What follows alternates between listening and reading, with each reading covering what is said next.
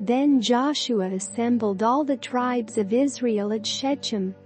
He summoned the elders, leaders, judges and officials of Israel, and they presented themselves before God. Joshua said to all the people, "This is what the Lord, the God of Israel, says. Long ago your ancestors, including Terah the father of Abraham and Nahor, lived beyond the Euphrates River and worshipped other gods. But I took your father Abraham from the land beyond the Euphrates, and led him throughout Canaan, and gave him many descendants. I gave him Isaac. And to Isaac the first gave Jacob and Esau. I assigned the hill country of Seir to Esau, but Jacob and his family went out to Egypt. Then I sent Moses and Aaron, and I afflicted the Egyptians by what I did there, and I brought you out. When I brought your people out of Egypt, you came to the sea, and the Egyptians pursued them with chariots and horsemen. But they cried to the Lord for help, and he put darkness between you and the Egyptians. He brought the sea over them and covered them. You saw with your own eyes what I did to the Egyptians. Then you lived in the wilderness for a long time. I brought you to the land of the Amorites who lived east of the Jordan. They fought against you, but I gave them into your hands. I destroyed them from before you, and you took possession of their land. When Balak son of Zippor, the king of Moab, prepared to fight against Israel, he sent for Balaam son of Beor, to put a curse on you. But I would not listen to Balaam, so he blessed you again and again, and I delivered you out of his hand. Then you crossed the Jordan and came to Jericho.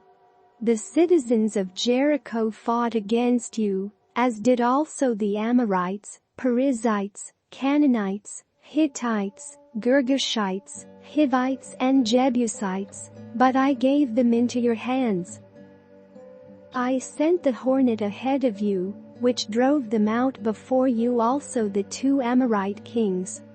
You did not do it with your own sword and bow. So I gave you a land on which you did not toil and cities you did not build, and you live in them and eat from vineyards and olive groves that you did not plant. Now fear the Lord and serve him with all faithfulness. Throw away the gods your ancestors worshipped beyond the Euphrates River and in Egypt, and serve the Lord.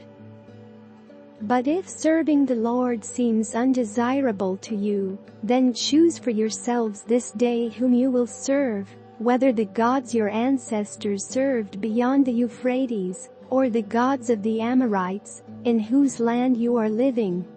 But as for me and my household, we will serve the Lord." Then the people answered, "Far be it from us to forsake the Lord to serve other gods. It was the Lord our God himself who brought us and our parents up out of Egypt, from that land of slavery, and performed those great signs before our eyes. He protected us on our entire journey and among all the nations through which we traveled. And the Lord drove out before us all the nations, including the Amorites, who lived in the land. We too will serve the Lord, because he is our God." Joshua said to the people, "You are not able to serve the Lord. He is a holy God, he is a jealous God. He will not forgive your rebellion and your sins. If you forsake the Lord and serve foreign gods, he will turn and bring disaster on you and make an end of you, after he has been good to you." But the people said to Joshua, "No, we will serve the Lord." Then Joshua said, "You are witnesses against yourselves that you have chosen to serve the Lord." "Yes, we are witnesses," they replied. "Now then," said Joshua, "throw away the foreign gods that are among you and yield your hearts to the Lord, the God of Israel." And the people said to Joshua, "We will serve the Lord our God and obey him." On that day Joshua made a covenant for the people, and there at Shechem he reaffirmed for them decrees and laws. And Joshua recorded these things in the book of the law of God. Then he took a large stone and set it up there under the oak near the holy place of the Lord. "See," he said to all the people, "this stone will be a witness against us. It has heard all the words the Lord has said to us. It will be a witness against you if you are untrue to your God." Then Joshua dismissed the people, each to their own inheritance. After these things, Joshua son of Nun, the servant of the Lord, died at the age of 110. And they buried him in the land of his inheritance, at Timnath Serah in the hill country of Ephraim, north of Mount Gaash. Israel served the Lord throughout the lifetime of Joshua and of the elders who outlived him, and who had experienced everything the Lord had done for Israel.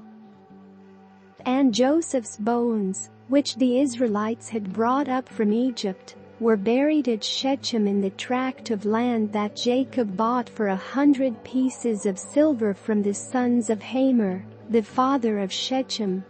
This became the inheritance of Joseph's descendants. And Eleazar son of Aaron died and was buried at Gibeah, which had been allotted to his son Phinehas in the hill country of Ephraim.